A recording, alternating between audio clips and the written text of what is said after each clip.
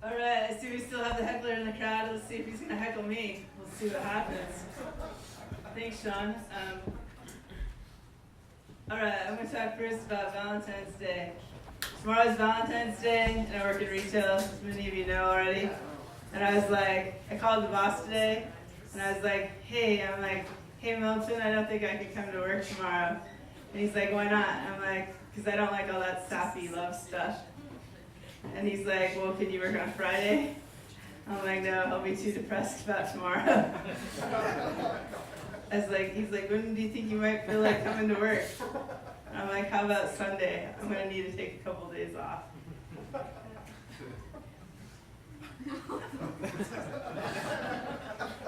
True story. I have an older gentleman friend that I've taken care of in the hospital now. I've had to go visit him several times this week. He's really old, I think he's 86 or something. And I've had to go visit him several times. And at first, he was really faint. He wasn't really doing very good. But you know that you're doing better when the nurses complain about your gentleman friend flirting too much. And you're like, oh, I always knew he was a womanizer.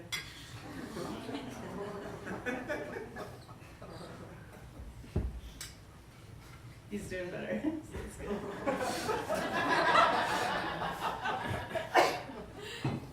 So my friend told me there's no such thing. The only things you can count on are death and taxes. And I thought the only thing I can count on is her dying.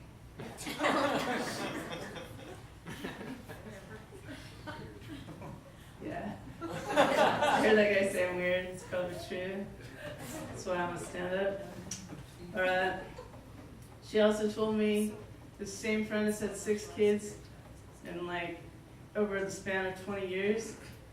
You want to know how you get rid of your kids? How many of you out there in the audience are parents? That's where I'm going to work on my audience interaction. Ciera's parents, right? Yeah. Did you ever slap Ciera across the face? Did you ever administrate corporal punishment on Ciera? No. Alright. Yeah, it's not really looked at positively, right? Well, I had this friend and she took her kids into the DHS office and then she slapped them right across the face, one of them. That's the way to get rid of 2 more of the kids, right? Ciera's parents, I'm glad you never hit her. It's good. That's probably why she's in grad school, right? Yeah. Medford's just passed a new law where you can live in your car. And I thought, wow, that's about time. At the same time, the retail establishment where I work kicked everybody out of the parking lot. Lives in their car. I don't know, that was funny. The other day I was wearing leggings, and my friend said, let me remember that. The other day I was wearing sweatpants, and my friend's like, oh, I like your leggings.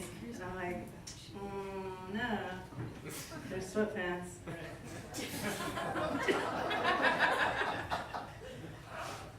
Did you ever try to do something nice for someone and ends up backfiring majorly?